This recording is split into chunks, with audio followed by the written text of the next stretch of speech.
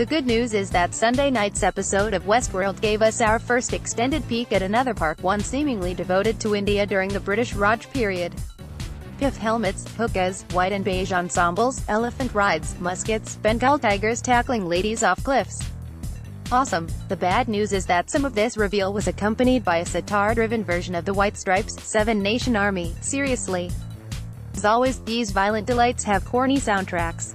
It's time to check in on the time-honored and increasingly frustrating phenomenon of prestige TV co-opting pop music, now that two of the most bombastic and frustrating current exemplars of the form, Westworld and The Handmaid's Tale, are back for their second seasons and, shall we say, feeling themselves. What's frustrating is that, as we're bombarded with more and more allegedly top-tier shows, they're forced to bombard us with more and more bygone musical splendor, all clamoring for the right combination of sentimental nostalgia and modern internet-breaking audacity. It's an arms race we are all bound to lose.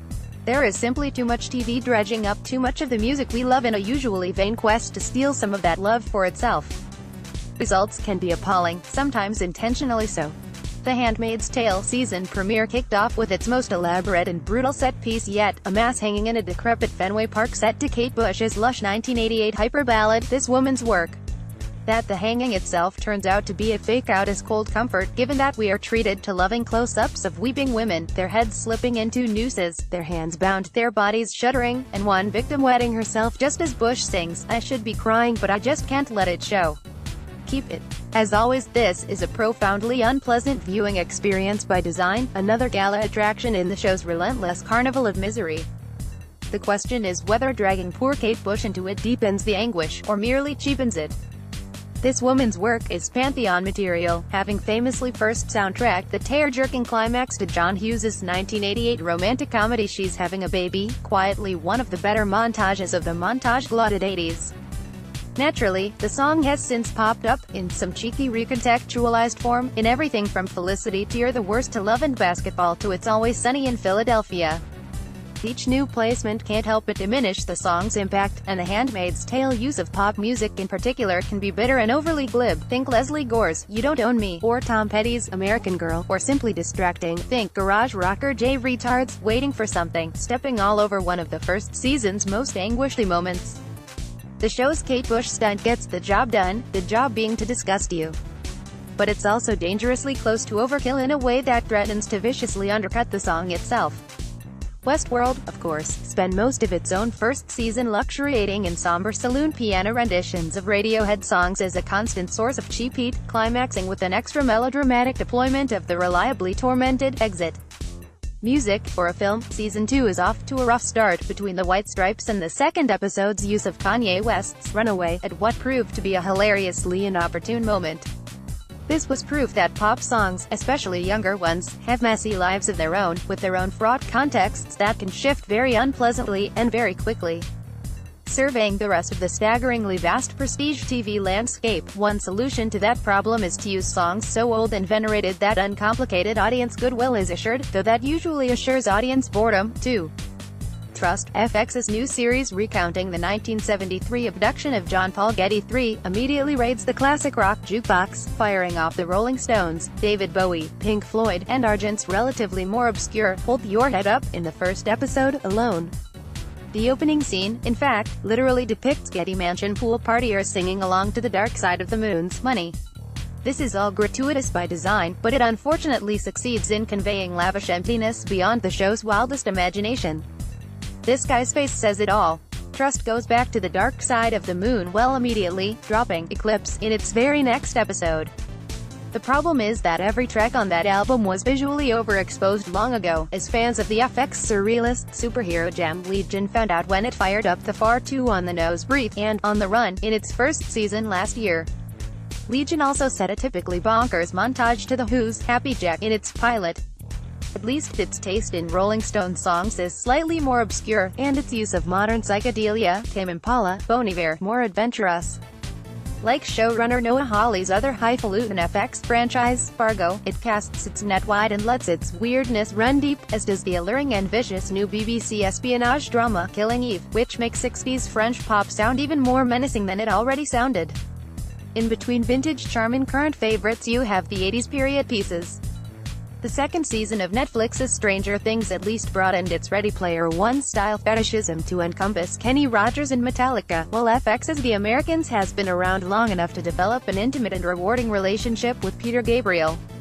If it's classic 90s jams you seek, the Billions hype will gladly tell you that the Showtime high-finance drama used Counting Crows round here to spectacular effect as the bookend to a recent third-season episode, further elucidating the crumbling difference between wrong and right.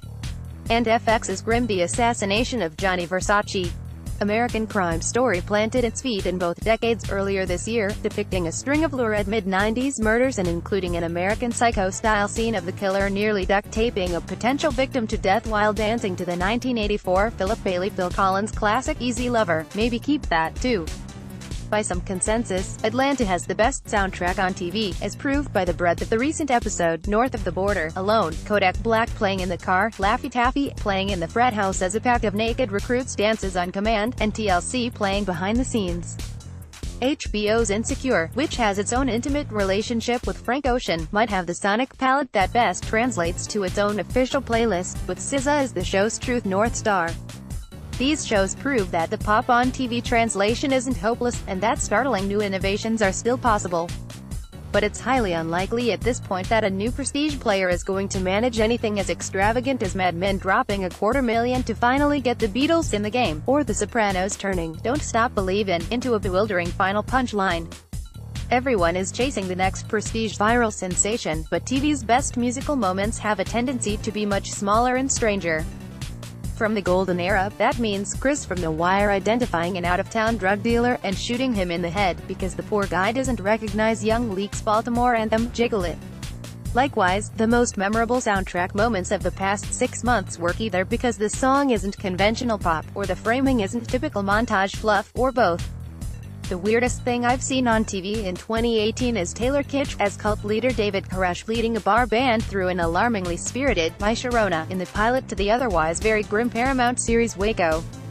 The single best song choice, context notwithstanding, is the Netflix rom-com series Lovesick sneaking the lush Todd Tari Brian Ferry hyper ballad, Johnny and Mary, into its third season.